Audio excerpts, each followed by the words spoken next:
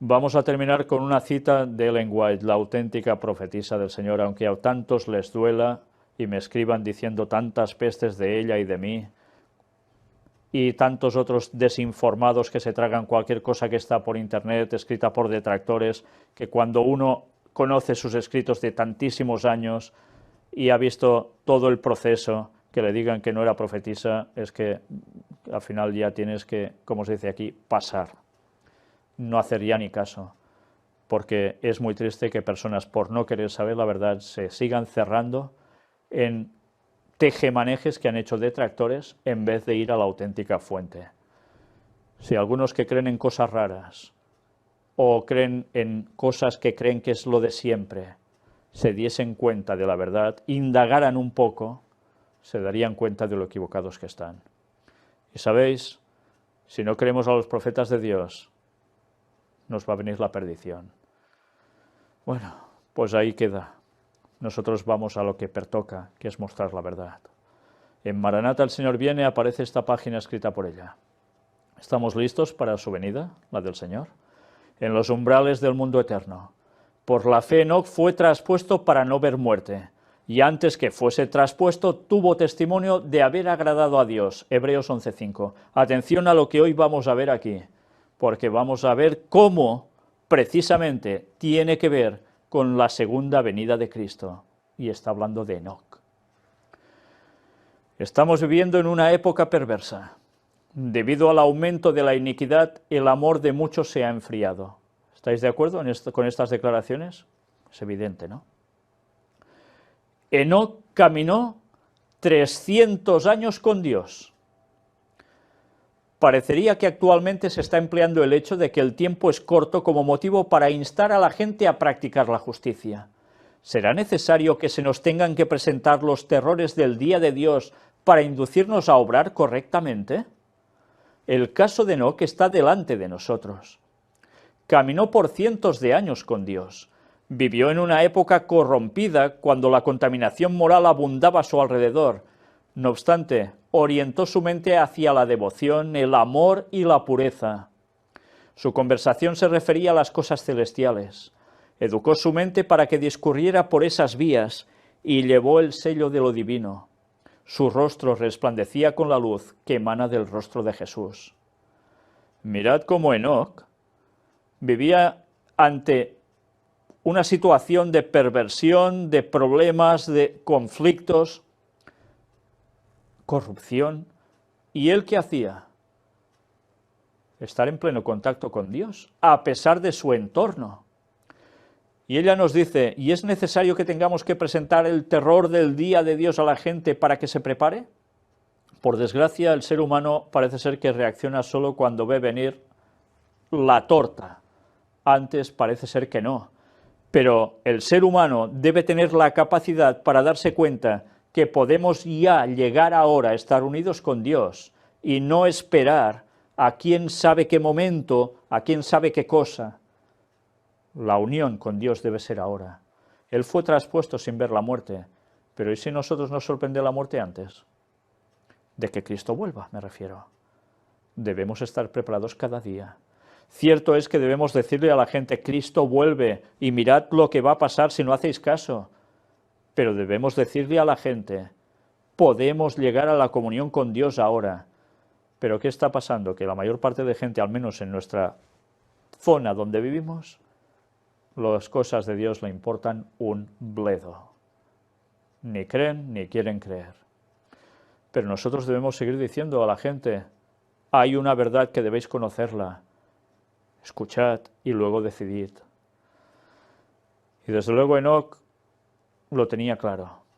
A pesar de oposiciones, a pesar de lo que hubiera, él estaba en pleno contacto con Dios. Enoc fue tentado como nosotros. Vivió en medio de una sociedad que no era más amiga de la justicia que la nuestra. ¿Veis cómo la historia siempre se repite? La atmósfera que respiraba estaba contaminada de pecado y corrupción, como la nuestra. No obstante, vivió una vida santa. Los pecados que prevalecían en la época en que vivió no lo mancillaron. Del mismo modo, nosotros podemos mantenernos puros e incorruptos. Enoc representaba a los santos que han de vivir en medio de los peligros y las corrupciones de los últimos días. Fue trasladado al cielo gracias a su fiel obediencia a Dios. De esa misma manera serán trasladados los fieles que estén vivos y subsistan. Por tanto, ¿qué representa Enoc? Aunque fue un personaje de verdad y se fue al cielo sin ver la muerte, ¿a quién representa al fin de los tiempos? A los 144.000 sellados, que van a ser llevados sin ver la muerte por Cristo al cielo, cuando haya la resurrección de los fieles, los vivos que no habrán pasado por la muerte, esos 144.000 sellados con el carácter de Dios como el que tenía Enoc, son los que, sin ver la muerte, serán trasladados al cielo. De eso es reflejo precisamente Enoc. Pero recordad algo, si es reflejo de los que van a vivir cuando Cristo vuelva, mirad ahora qué nos dice aquí. Bienaventurados los de limpio corazón, porque ellos verán a Dios. Son las palabras de Jesús en Mateo 5:8.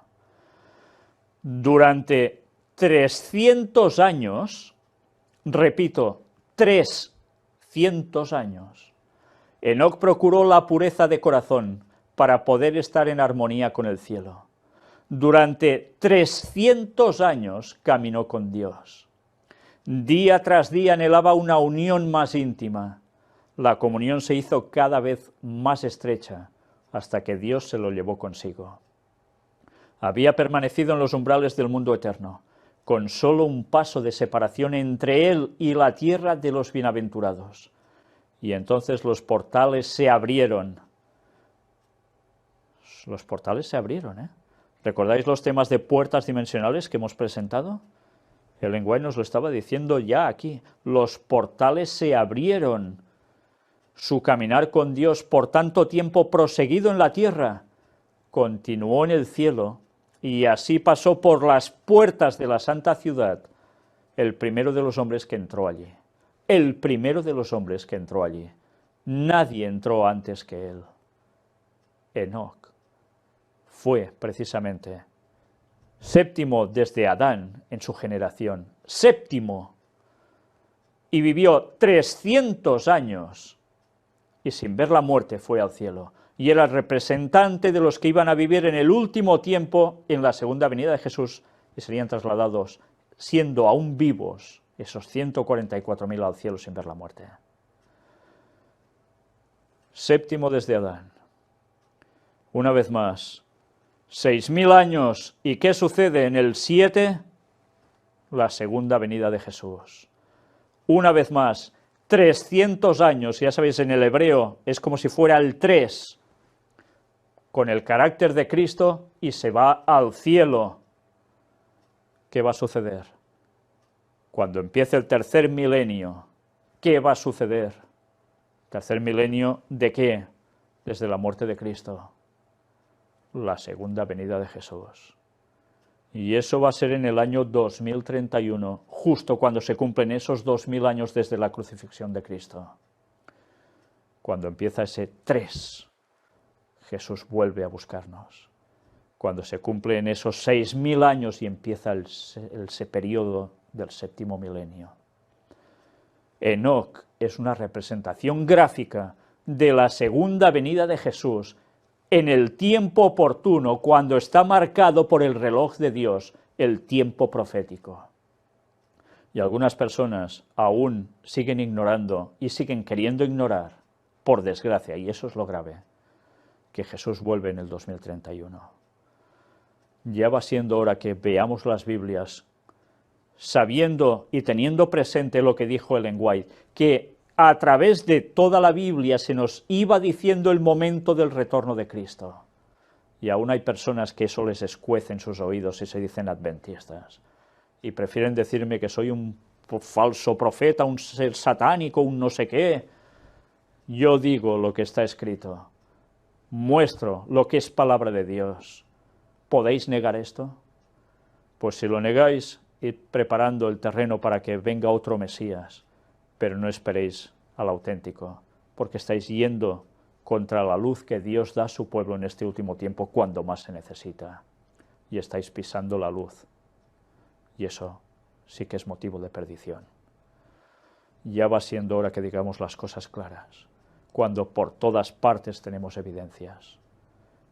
¿Estamos preparados para el retorno de Cristo? ¿Estamos preparados por si nos sorprende la muerte en cualquier momento?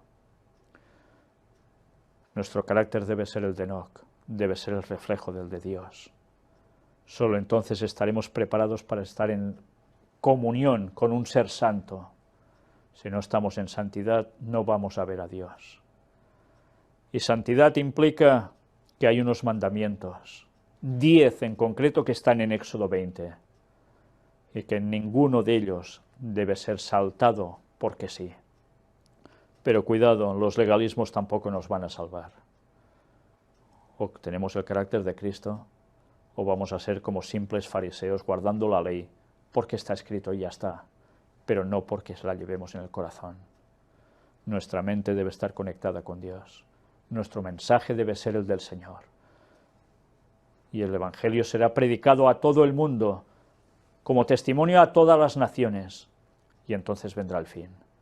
Y eso es lo que debemos seguir diciendo, aunque nos digan que somos secta peligrosa porque no tenemos denominación, porque queremos ser cristianos de verdad, y a pesar de lo pecadores que aún somos, queremos buscar la santidad de Dios, y porque damos el mensaje que está en la palabra, tal cual, y que a tantos les molesta.